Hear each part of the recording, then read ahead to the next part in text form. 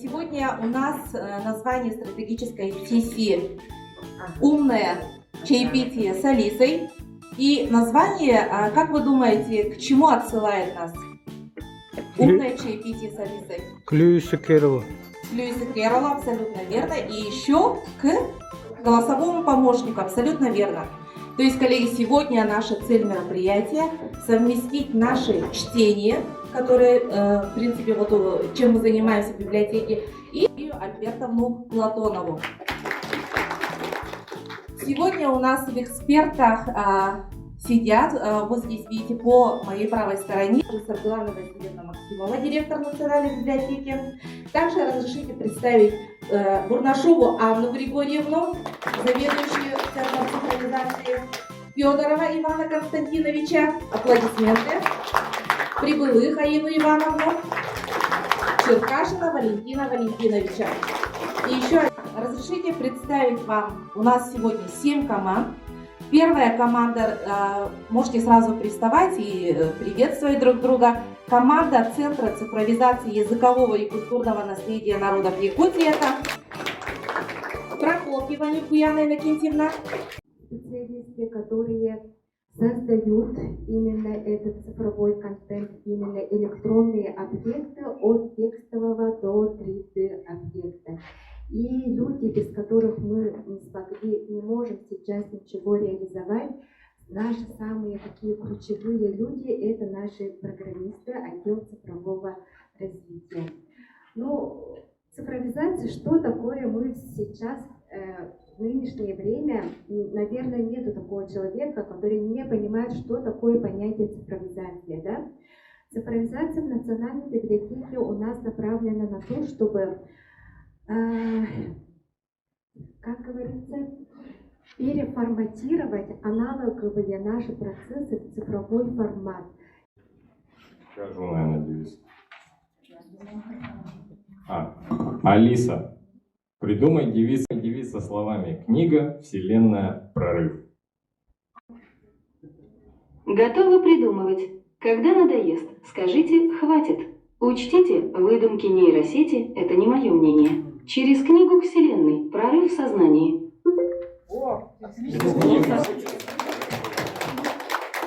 Спасибо за... Команда библиотеки. Мы выбрали несколько названий, и у нас самое главное название, которое, наверное, передает характер нашей деятельности, это «Хранители». Мы, с одной стороны, храним знания, с другой стороны, мы, как супергерои, тоже с книгами. Наша суперсила, конечно, это знания, поэтому это слово у нас есть. Я говорю, Алиса, да? Алиса, придумай девиз с ключевыми словами: книги, творчество, библиотека, знания и навигаторы. В мире книг безграничное творчество, библиотека знаний. И мы, как навигаторы, ведем к нему. Да. Всем доброе интеллектуальное утро. Зовут меня Варвара Васильевна Филиппова. Мы работаем в отделе энциклопедистики, и в связи с этим наша команда называется «Страна энциклопедии». Аплодисменты.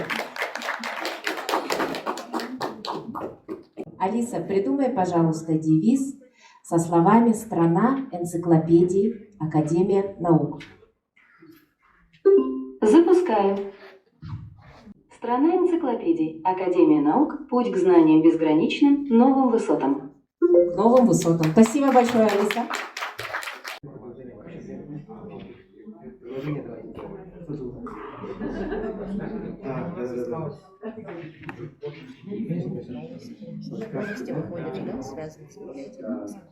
Можно сделать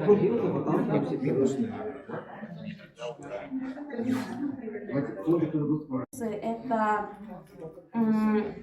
к минусам также мы отнесли то, что можно расшарить синтез речи на... нет, наоборот. Минус это то, что его нет на весь сайт. Да, как минус, да? Его можно предложить и расшарить на весь сайт. Так, минусы второе – это сложный путь к каталогам, как мы думаем, и, конечно, сбой работы сайта. В электронных услугах библиотеки мы отметили, конечно же, больше плюсов. Это, безусловно, прорыв цифровой у нас в Якутии творит наша любимая национальная библиотека, да, и вот мы отметили следующие плюсы. Во-первых, это дистанционный доступ к литературе. То есть с любой точки мира можно посмотреть, что можно почитать, да, по любому вкусу. Второе – это доступ к библиотеке людей любой категории здоровья, в том числе с ОВЗ и инвалидностью. Третье – разнообразные контенты, то есть разнообразие контента. Да, это и аудио, какие-то проекты, очень интересные подкасты с нашими сотрудниками, допустим, делали, да, и визуал, конечно же, это интервью, можно посмотреть не только книги, почитать, да, но и посмотреть и послушать. В-четвертых, это возможность распечатки цифровой копии. Это такая услуга, когда вы просите распечатать книгу, то есть вы имеете возможность получить эту литературу раз и навсегда, бессрочно. То есть мы не торопимся к тому, что нужно отдавать книгу, да? Это плюс. И последнее – это возможность публикации индивидуальных творческих проектов.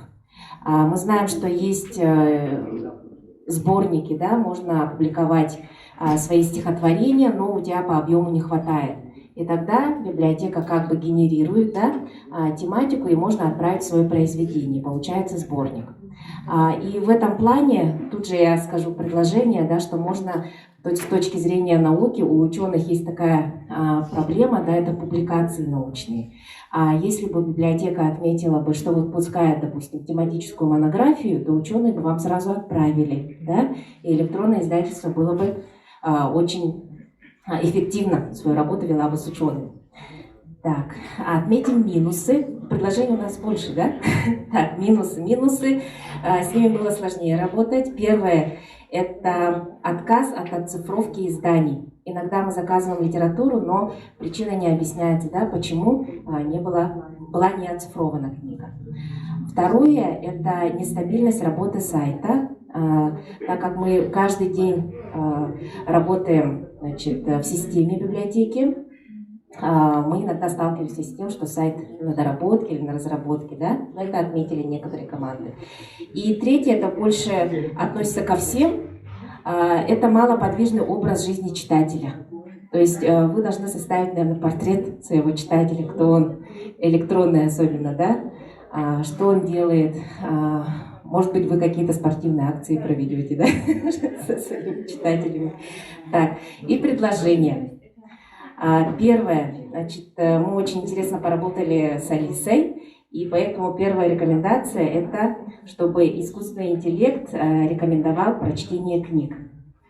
Какие сегодня книги рекомендуют, да, в сети. Второе – это активизация проектов со школами, чтобы вы вели работу с творческой молодежью. Например, тут же у нас появилась такая идея, что можно было продумать библиобус, например, да? Очень много городских лагерей, республиканских лагерей, можно было такую акцию провести летом или независимо. У нас есть круглогодичные детские центры, куда можно в любое время приехать. Прям Малая академия наук, Сосновый Бор.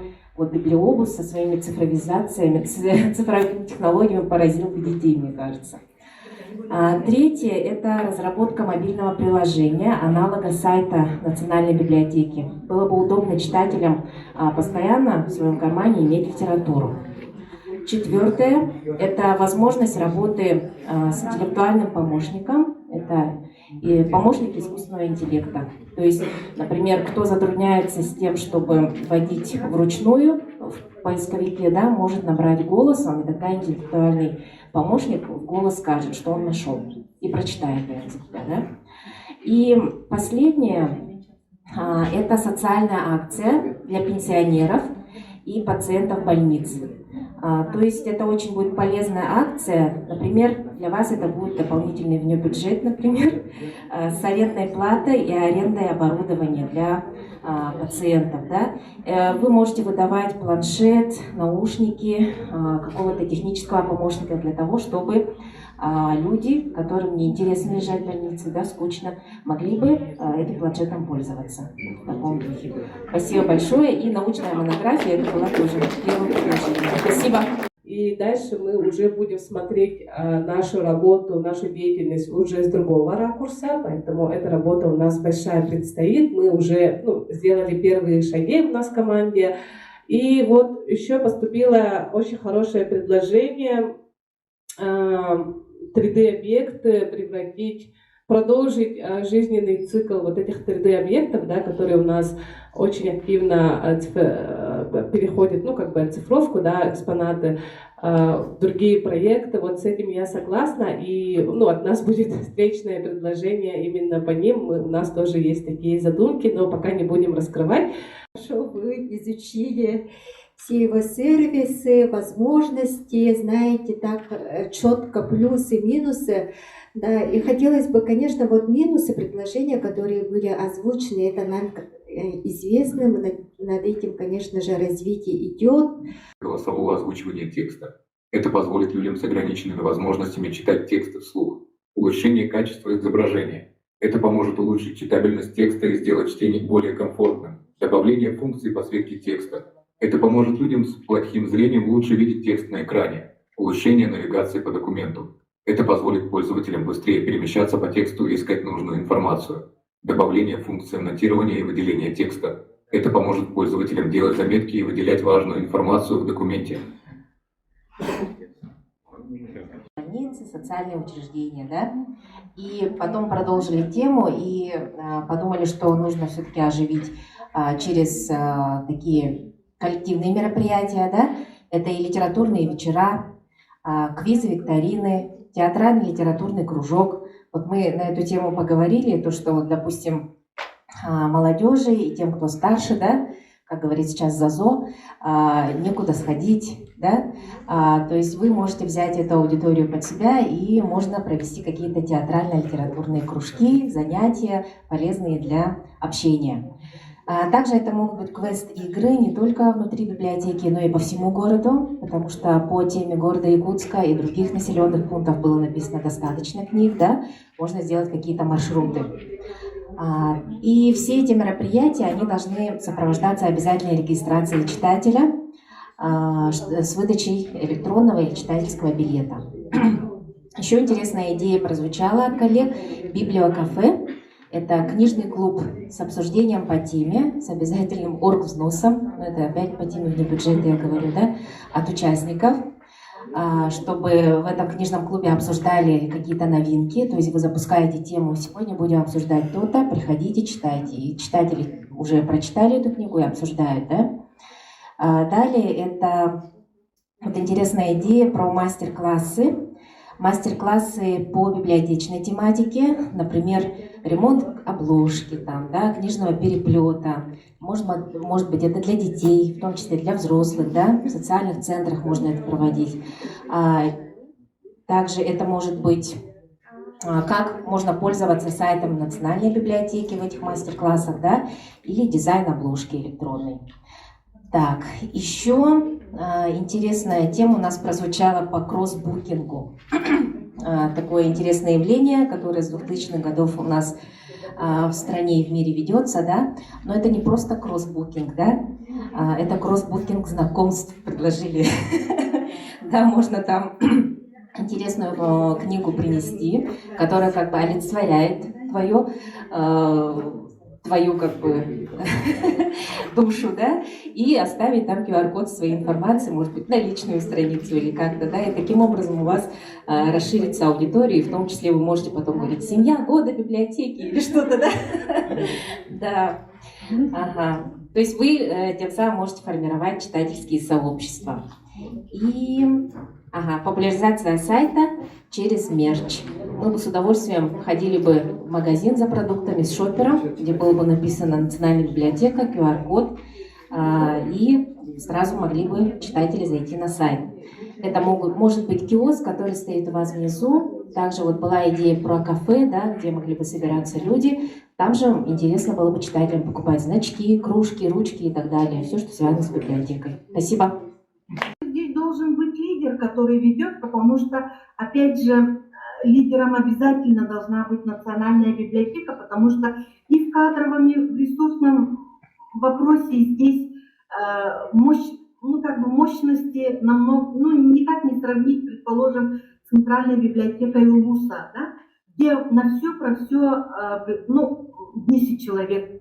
Или же ресурс национальной библиотеки, где есть специальные центры, отделы, где формируются вот кадры, предположим. Мы разговариваем, завтра это все уже старье, как говорится.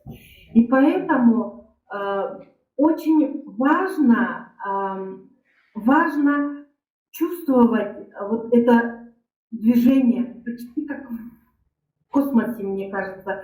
Но в то же время мы должны быть все время вместе в связке с сообществом, которое заинтересовано вот в развитии, да. Очень отрадно было слышать ваше мнение, и что мы идем, ну, думаем с вами в одном направлении. Мы еще раз убедились, что мы правильно действуем, будем, конечно же, улучшаться.